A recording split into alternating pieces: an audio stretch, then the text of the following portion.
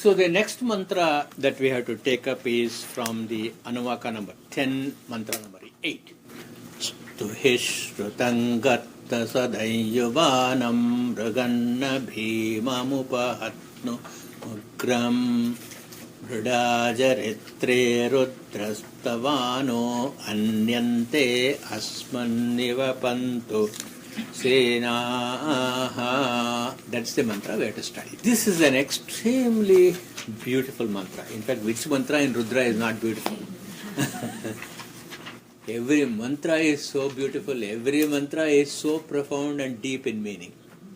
And this mantra is especially so because it tells us the way in which to meditate. So one of the questions that I get all the time from people is, how should I meditate? What is the way? And this mantra tells us how to meditate. So in Sanskrit, meditation is called dhyana. The same word dhyana has been borrowed in Buddhism, and they used it as Zen. So when you look at the term Zen, and it is equivalent to the Sanskrit term dhyana. Actually, Zen is a derivative of the Sanskrit term dhyana. So what is the meaning of dhyana? Etymology of dhyana is dhiyasya ayanam dhyanam. Dhi means intellect. Ayanam means path. The path that is given and directed to the intellect is dhyana or meditation.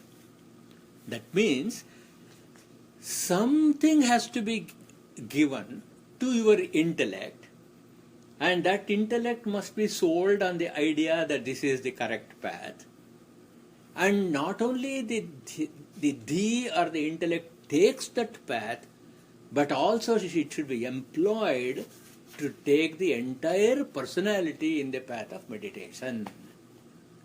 So that is the central theme of this mantra.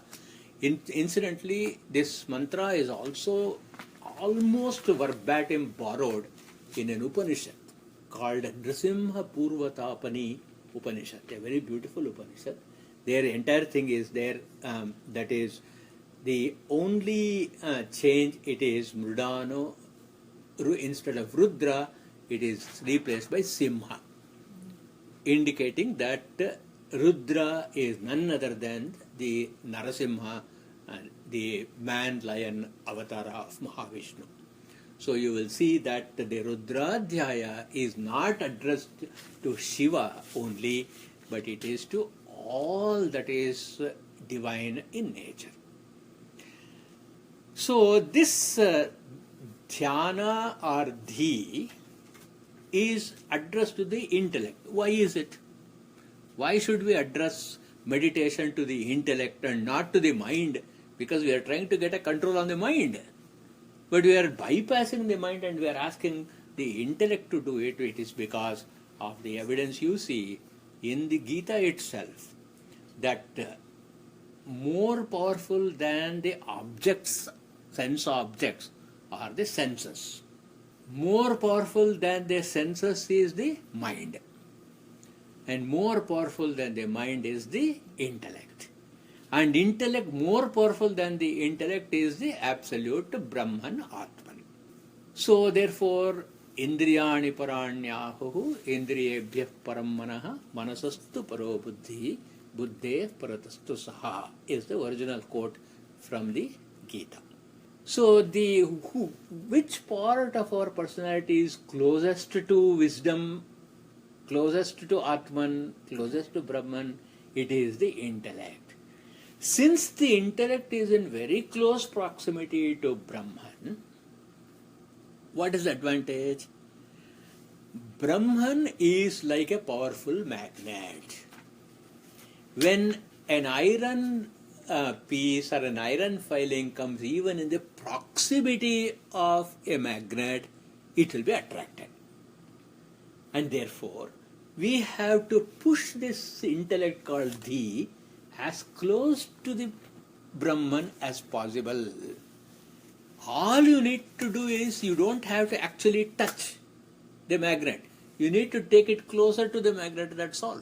So therefore here, this dhi is now pushed closer and closer to Brahman, to the realization of the self. That's all you need to do. Then what does this dhi or Brahma, this intellect do? Having experienced the power of attraction of Brahman, it will turn and start addressing with the mind. Because the immediate subordinate to the or intellect is the mind. Mind is in contact with the senses, and the senses in turn are in contact with the sense objects. Therefore, if you catch hold of the mind, because if the mind is employing the senses, sense object means anything to you. If the mind is not in contact with the sense objects, with the senses, then sense objects also don't bother. If you keep your eyes open, you see things. If you close your eyes, things don't exist. So, which part of your personality is the one which causes disturbance and which also is a portal for knowledge? It is the mind. And therefore, but this mind cannot have any memory. It has no memory of the past. It has no idea about the future. All impulses are at the present moment only. And therefore, that power in you which has got memory, that power in you which can also look into the future, has to be empowered. So when you bring the intellect closer to Shiva, Rudra, Simha, Narasimha, any one of these, then what happens? That buddhi becomes the teacher. It becomes the teacher of manas. And what does it tell the manas? Stuhi, that's how the mantra begins. Stuhi is an order. It is a mandate. We call it as vidhi. So it gives an order saying, "Oh mind, stuhi, pray." To whom? Shrutam. Shrutam means that Rudra, that Shiva, who is known to everyone. Loka prasiddham.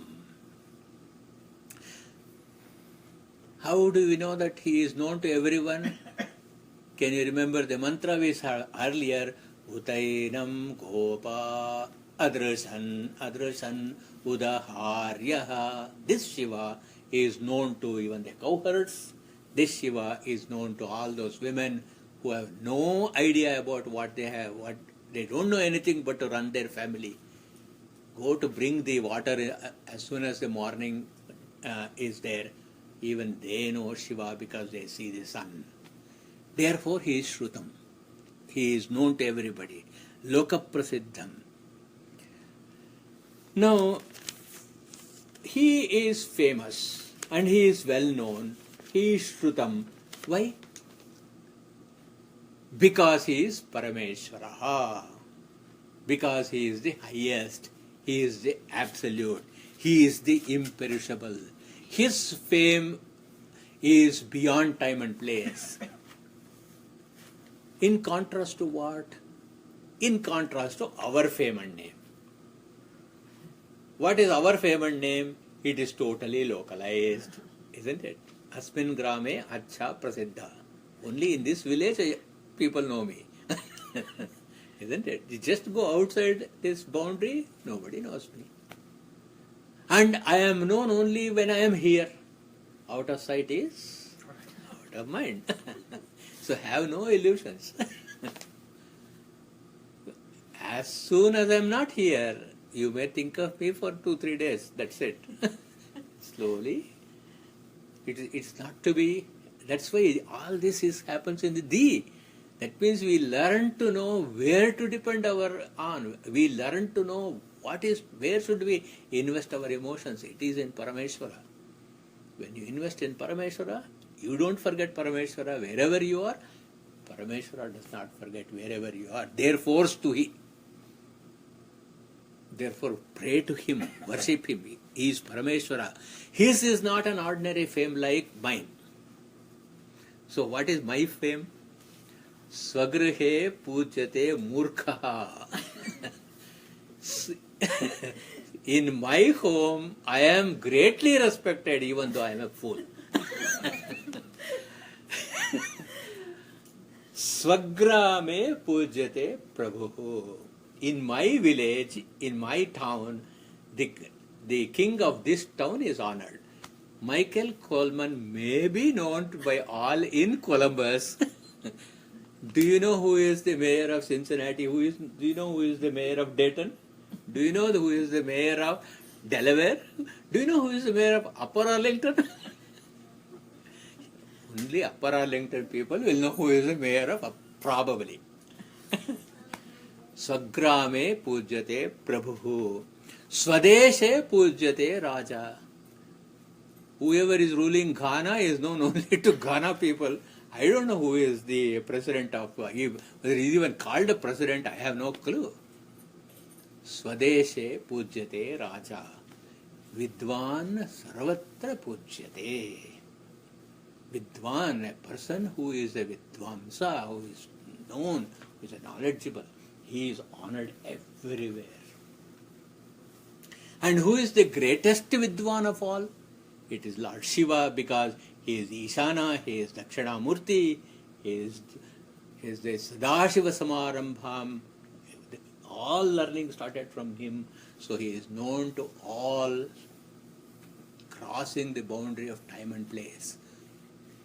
What I am doing is meditation. Can you see the meditation? This is what the mind is telling. This is what the intellect is telling.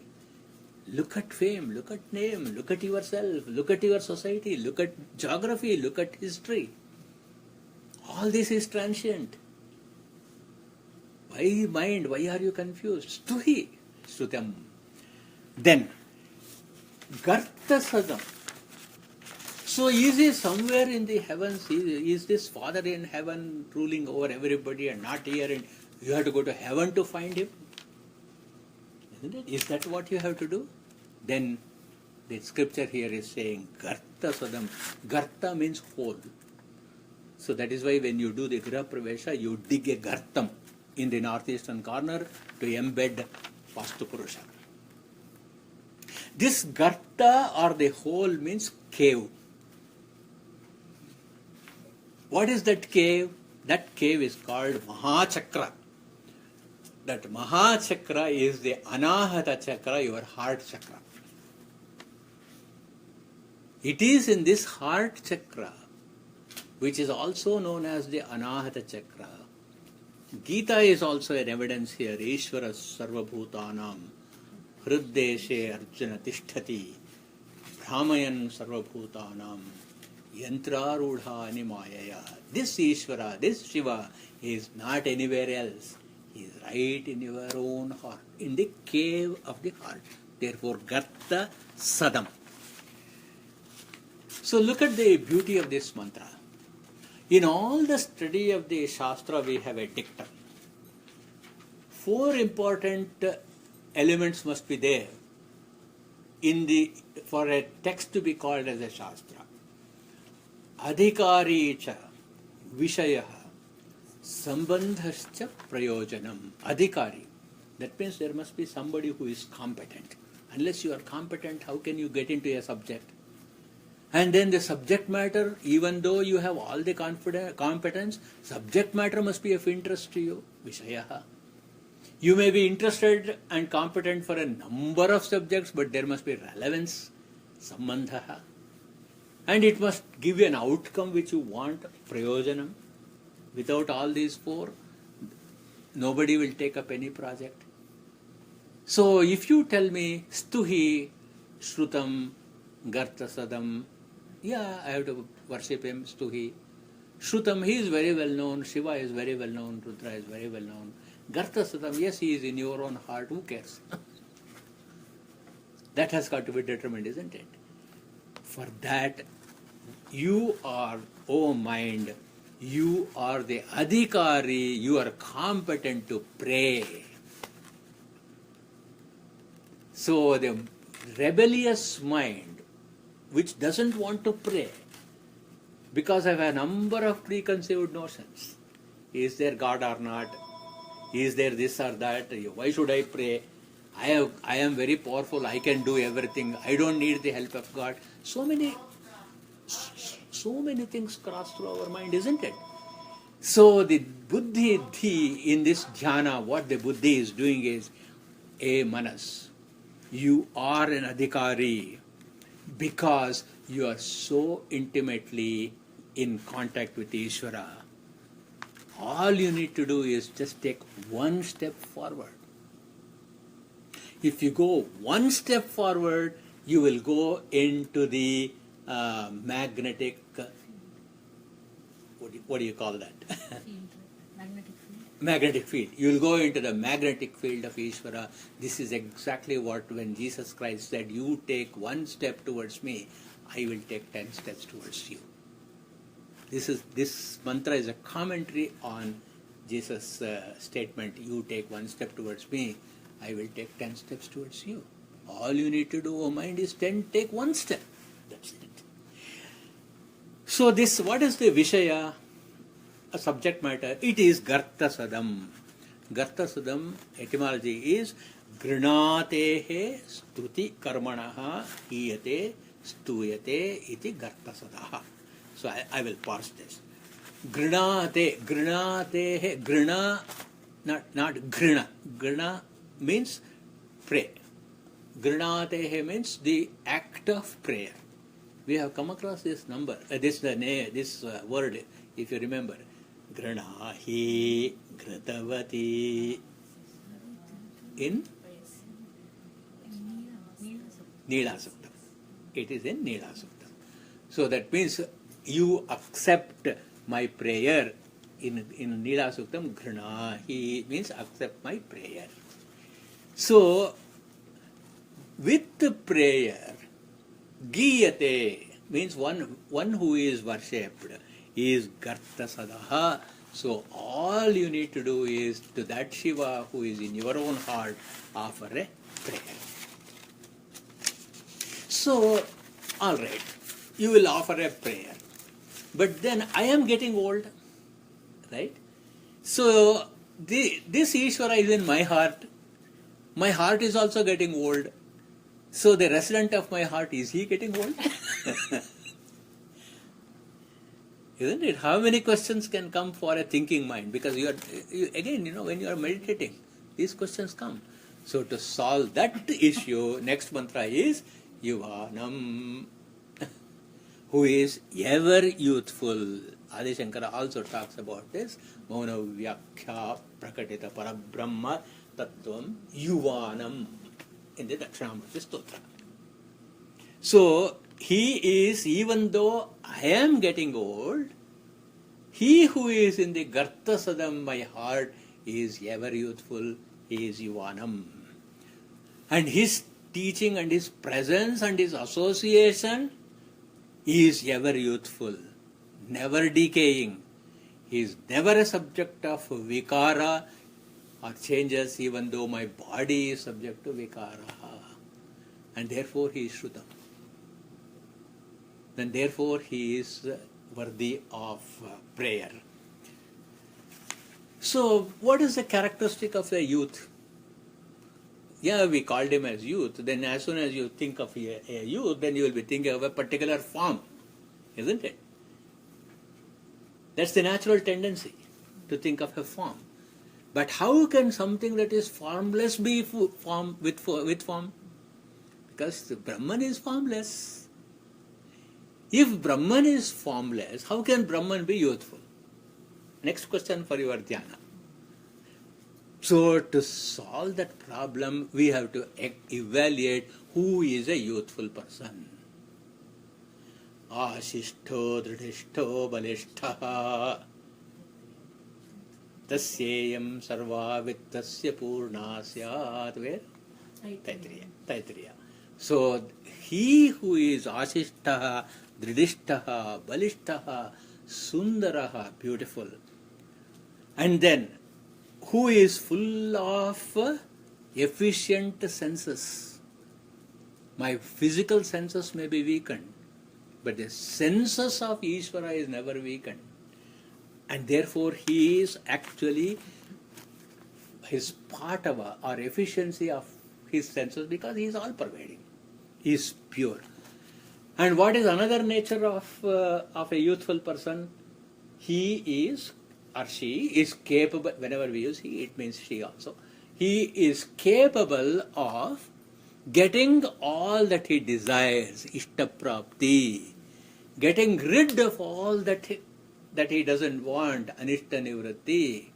So if Shiva in your heart, in the Garta Sadam, is Yuvanam, he is capable of ishtaprapti and anishta nivritti also.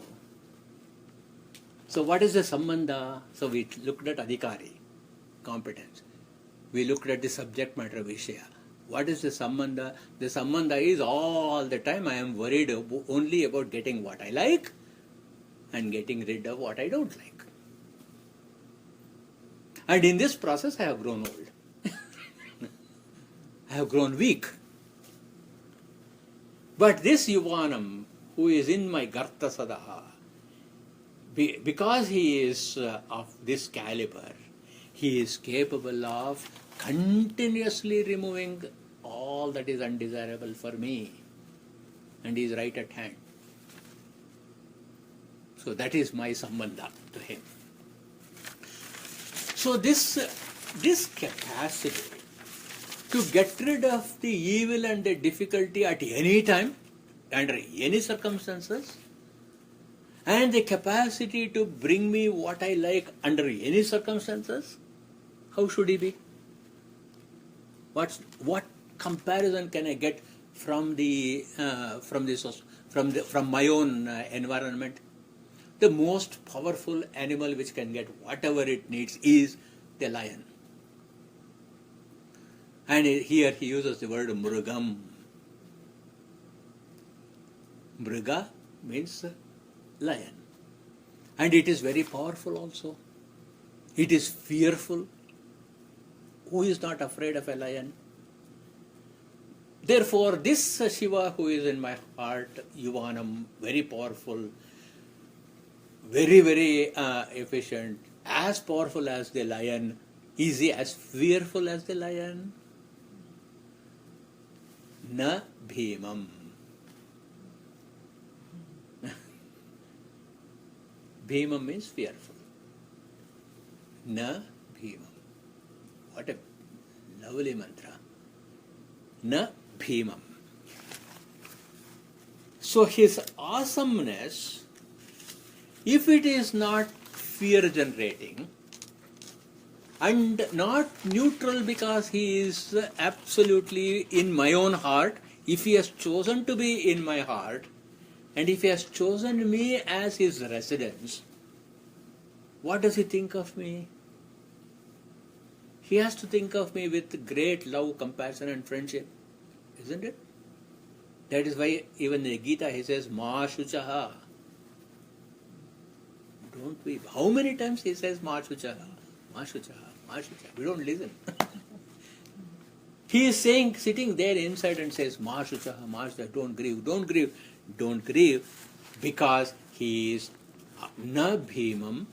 As soon as he is na bhimam, he is also abhayankaraha. He is the one who gives fearlessness and who all the time tells me, don't be afraid. If you really meditate on this mantra, you will never feel lonely. You will never be alone. Then,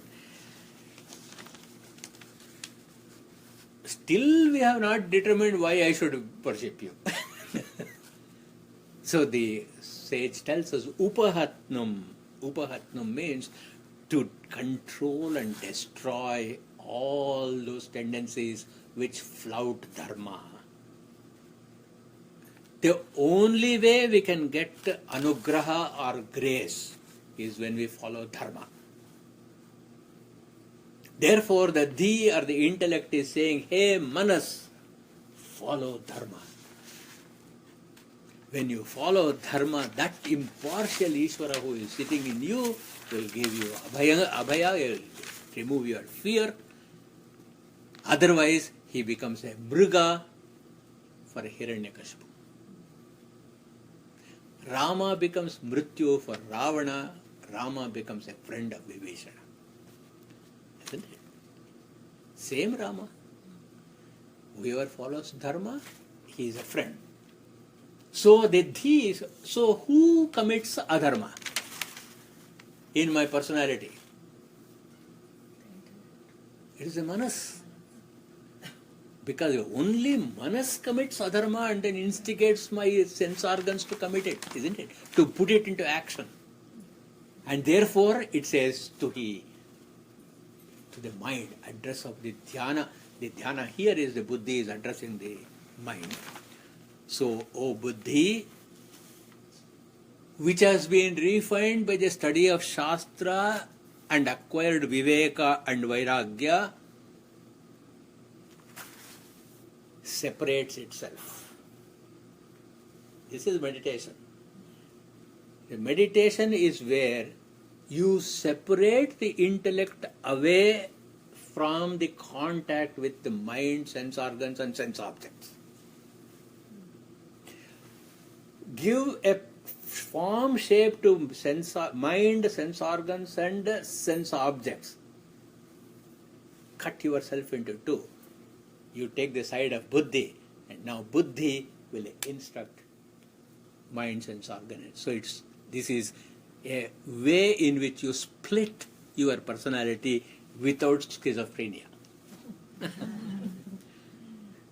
So you look at that, and then you praise this Shiva, who is Nabhimam, but who is very powerful. So what is the nature of his power? What is the nature of his strength?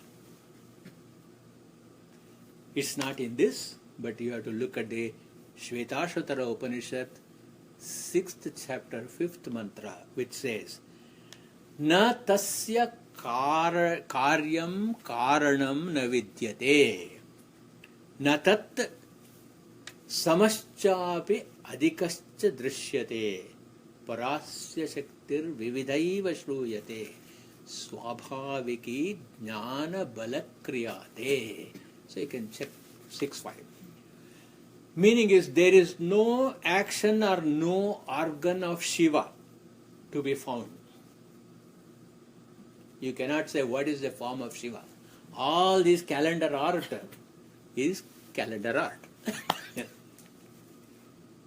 Then there is no one equal or better. His mighty power is revealed to be various. The working of his intelligence and power, jnana and bala, is swabhaviki, is inherent in him. It is not borrowed.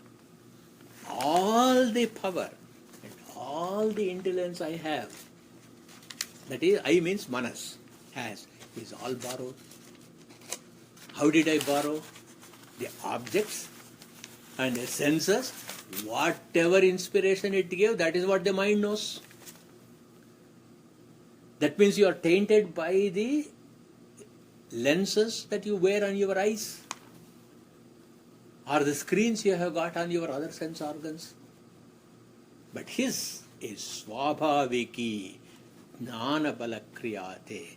Only that one who is unique, without a second, ekaha, nadvitiyaha, the infinite, the omniscient, the omnipresent. Only he can protect those who are moral and remove them from mortality. Therefore, stuhi, pray. But with what tool shall I pray, sir? I must have some tool to pray with. So now the mantra brings us to an urgency. Jaritre. Jaritre means jarana shile dehe. In this body which is subject to becoming old, infirm and die, before it becomes old, infirm and mortal and dies, before that, in this body which is Jaritre, Stuhi. Otherwise you are throwing away your very sacred body, which is the medium with which you can use, you can worship, you can meditate. Even dhyana is impossible if we are weak. Even dhyana is impossible. Small headache is enough.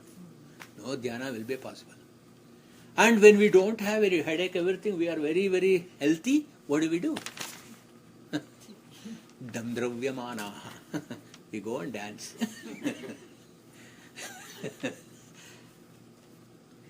So after dying, after death, where is prayer? After death, where is dhyana? Therefore, look at the urgency with which this mantra speaks to us. Stuhi, Shrutam, Gartasadam, Yuvanam, Mrugam, Nabhimam, Upahatnum. But Ugram, if we ignore all these things, he becomes Ugram by giving us old age and death. And then, so now we have got to prostrate before him and say, hey, Rudra, Mrida, please make us happy. At this stage, what kind of happiness are you asking Shiva?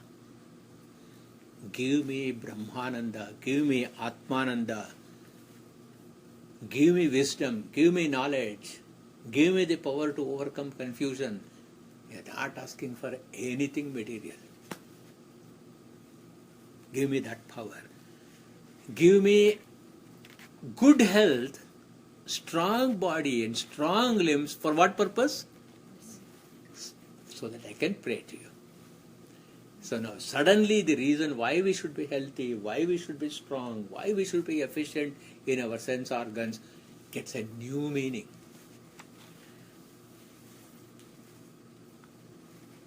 Therefore, we also know there is a whole array of terrible obstacles that can come.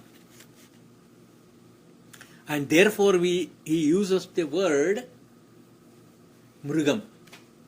You can also interpret the word Mrugam as that fearful lion called the world, ready to attack us, which is Bhimam, which is terrible and fearful. Then you can say Naha Mruda.